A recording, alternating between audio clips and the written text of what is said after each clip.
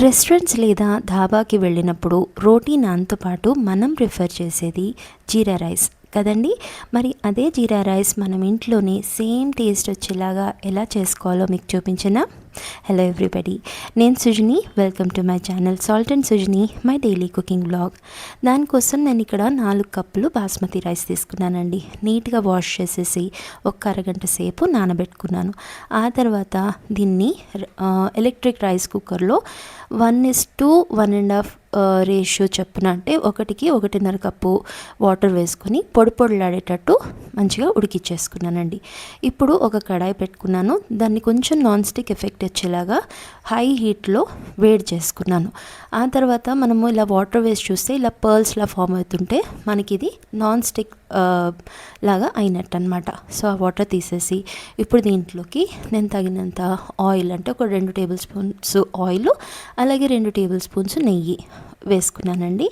ఆ తర్వాత దీంట్లోకి షాజీరా, ఇంకా 2 బిర్యానీ ఆకు, 2 టీ స్పూన్లంతా జీలకర్ర, జీరా రైస్ కదా సో జీరా ఎక్కువ పడుతుంది, వేసుకొని ఆ తర్వాత ఒక 10 పచ్చిమిరపకాయలు, డెఫినెట్గా పచ్చిమిరపకాయలు వేసుకోండి, చాలా మంచి టేస్ట్ వస్తుంది మనకి.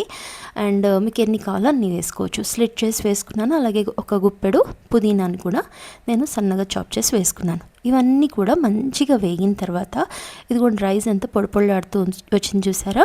దీన్ని నేను మంచిగా చల్లారబెట్టుకొని మళ్ళీ ఫ్రిడ్జ్లో ఒక 1 అవర్ పెట్టుకున్నానండి. సో మీకు చక్కగా పొడిలాడుతూ వస్తుందన్నమాట. ఇది ఒక మంచి ట్రిక్.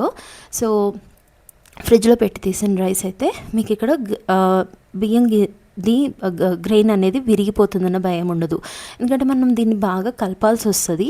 సో అప్పుడు బియ్యం గింజ అనేది విరిగిపోకుండా ఉంటుంది. సో దీన్ని హై హీట్లో మంచిగా కలపండి. అలాగే కాస్త సాల్ట్ వేసుకోండి. సాల్ట్ మాత్రం జాగ్రత్తగా వేసుకోండి, ఎక్కువ అవ్వకుండా చూసుకోండి. ఎందుకంటే దీన్ని మనము కర్రీస్ కాంబినేషన్లోనే తింటాం కదా. సో మళ్ళీ కర్రీలో సాల్ట్ ఉంటుంది, రైస్లో కూడా సాల్ట్ ఎక్కువైపోతే మళ్ళీ ఉప్పు ఎక్కువైపోతుంది. సో సాల్ట్ అనేది జాగ్రత్తగా వేసుకోండి, కంట్రోల్లో వేసుకోండి. అండ్ కలిపేటప్పుడు మనం కొంచెం జాగ్రత్తగా కలుపుకోవాలి. రైస్ అనేది మంచిగా వేడెక్కాలన్నమాట. అంతేనండి.